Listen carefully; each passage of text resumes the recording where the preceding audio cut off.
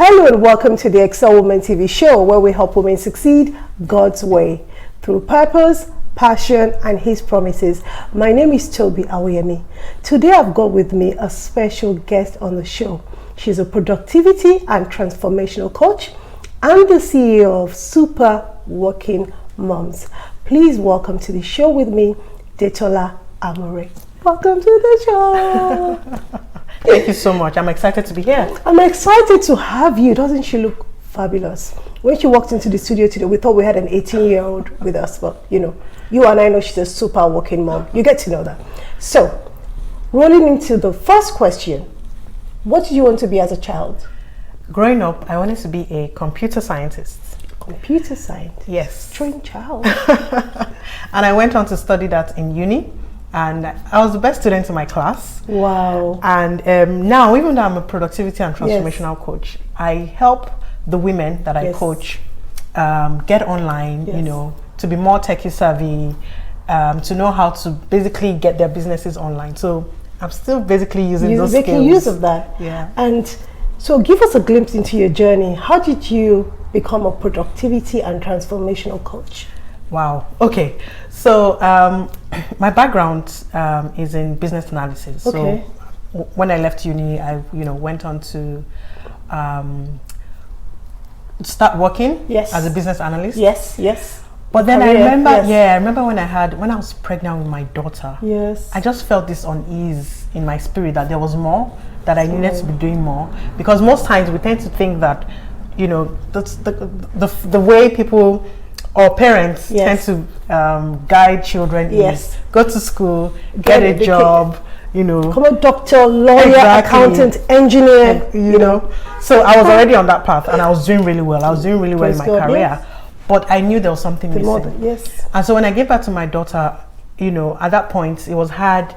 I found it really difficult to manage family, career, and everything. Yes. And I knew, I had a feeling that there will be other moms like me who are in that situation.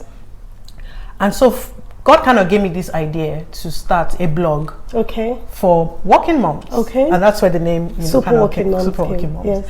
Now, one of my gifts is writing. Okay. And so, starting a blog was easy. Easy for you, yes. But I didn't realize it was going to become much more. I felt like God set me up, Oh, He just said, start a blog. Start a blog. So I just started blogging. There's a way He works with us, isn't it? He knows you. Exactly. And He knows how to get to you, basically. Exactly. So on the blog, I'll just use to write tips to help moms with juggling, life, business, which career, is part of everything. one of the questions I'm going to be asking you today as well. So, so you were able to start the blog, and from there build this productivity and transformational consultancy, so to speak. What would you say are your top 3 success tips that have helped you to achieve your goals in this area? I would say, first of all, seeing God as my CEO. Wow. Yes. That's a very good one. Seeing God as your CEO. Yeah. Knowing that, and again, because of my journey, I felt like God gave me this, that this is part of my assignment. This was why I was born, to help women, maximize their time so that they can manifest their dreams. So always checking in with God every day is one key thing that has helped me. Writing down my goals has helped me as well. Writing down my vision. Write the book in Habakkuk, it tells us write the vision and make it plain so that he who sees it can run with it. And I always say to people, you are one of the people that will see it and run with it. Why is it that when you go on your to-do list and you start saying, I haven't done this, I haven't done that, because you are running with what you've written. So that's amazing, because sometimes you're thinking, write the vision so that the people you think is out. Starts with you. Starts with you. Exactly. Yeah. And then the third thing is staying accountable. Because it's one thing to write down your goals. Yes. It's another thing to get them done. Yes. Right. So when you're especially the bigger goals. Yes. When you're accountable to a set of people that you respect and that will cheer you on. Yes. Having mentors around you. Yes. That's one thing that has helped me. And I love what you said, and it's been said on the show before, which is basically checking in with God. Somebody said it this way: not just the first time, but it's continual. You know, you continue to check in with God because you need Him every step of the way. And then the second thing that you've talked about is writing down our goals, which is key, very important. There's actually statistics that show that most people that write down their goals are in the higher percentage of people that go on to achieve those goals. And there's really nothing like having mentors and people who cheer us on, who lift us up around us. So, you know, say, keep going, keep going, keep going, keep going, keep going. And we're going to be talking about how we keep going as well. So, again, you know, I've talked about you being the CEO of a consultancy, and but another part of you is being a wife and being a mom as well. And a question that a lot of people usually ask is, how do you do it all? How do you balance that? And that's actually a forte of yours as well. So what are 3 major things, you know, you're like the expert in this field.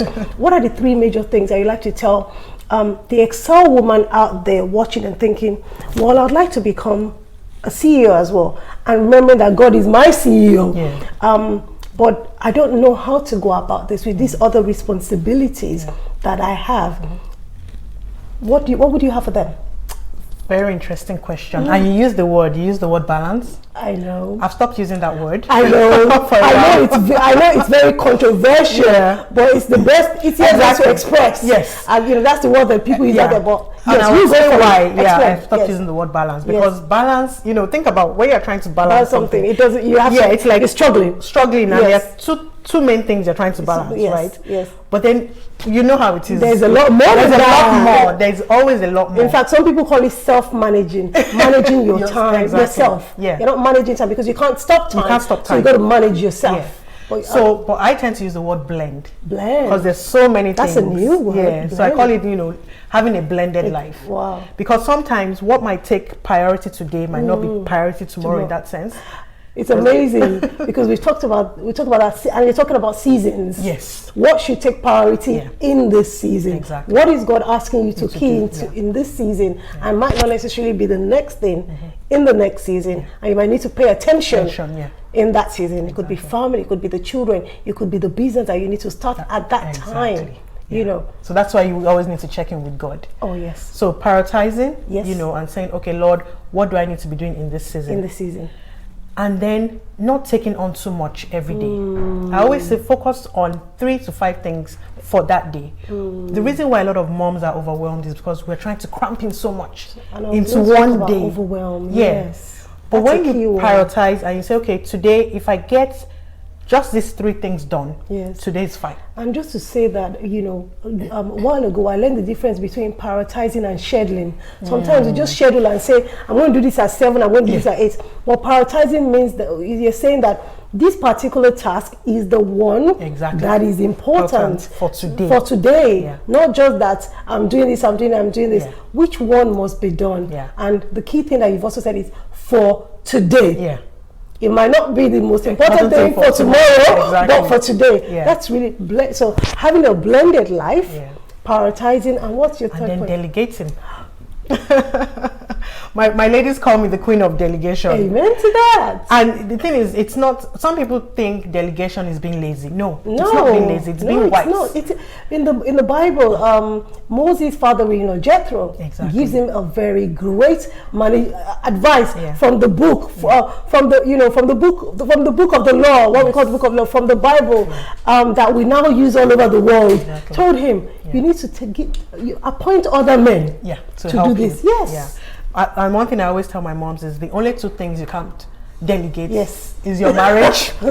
Not possible. No. And taking care of your children. You can. I mean, you can get people to watch childcare, but then the actual parenting. Parenting. You can't delegate parenting. Yes. Every other thing is up for grabs.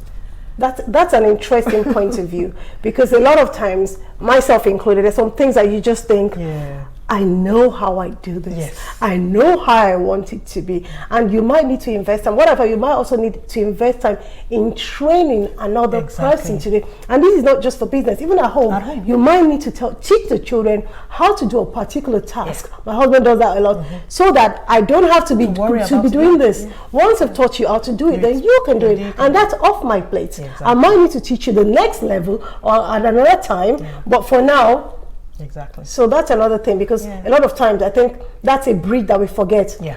Nobody else knows how to do it. Okay, then train the person so that they know how to do it the way you do it. That's really, I really like that. So a blended life, which is a new word from Super Working Moms, a blended life, prioritizing and delegation. Very, very key in able to blend your life as a working mom. Now, another question that I would like to ask, which I see around me as well, is that as moms, women set out to start businesses and even go into careers, they have hurdles. Sometimes I'd like to call them opportunities that are not wrapped in that way. What one major thing would you say has helped you and can help them to overcome these hurdles? Wow. So I would say, for me, what has helped me when challenges come is remembering what my assignment is. I think that just guides me, focus, and helps me to stay focused. Because once I know that, okay, this is my assignment, is this a distraction, or is this challenge something that will help me propel you to the next level? Exactly. And if it's going to propel me, then I take it in its stride. And then believe that because God gave me this assignment, He's giving me everything that I need to achieve that assignment. It might be tough at that moment, at that time, but then my trust in God and my faith in Him, saying, Lord, you gave me this assignment, so I need the resources, I need help, and He always comes through. It's amazing. I think what I see with you is, you haven't said that, but what I see too is a commitment to that which God has put into your hands. So, and I mentioned this every now and again, which is, first of all, going back to the manufacturer.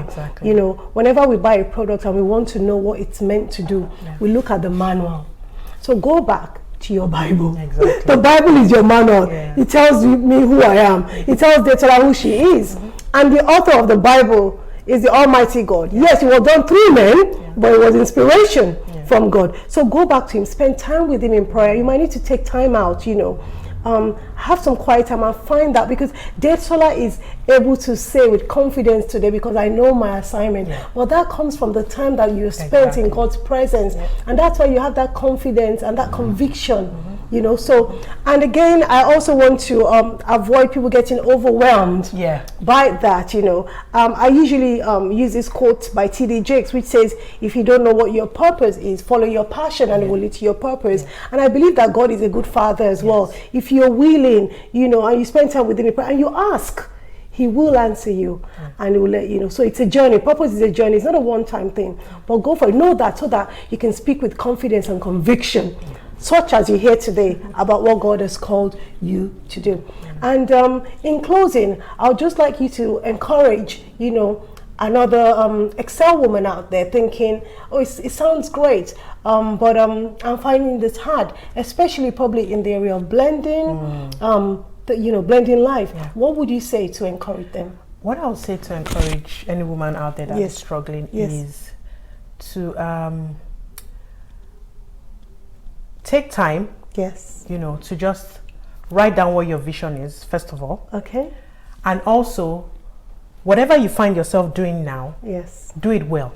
Because when you do it well, more doors will begin to open to you. So whatever you find your hands, you might say, oh, I don't like this job and I'm in. You might, whatever it is, do it well. And as you do it well, more doors will begin to open to you. And always, trust God. Go back to Him. When a simple prayer, Lord, help me. He's, I feel like God is always willing and ready to help, but we don't ask. We try to do it all. We run to the phone before we run to the throne, like Joyce Meyer says a lot. We need to go to the throne first before we go to the phone or our friends.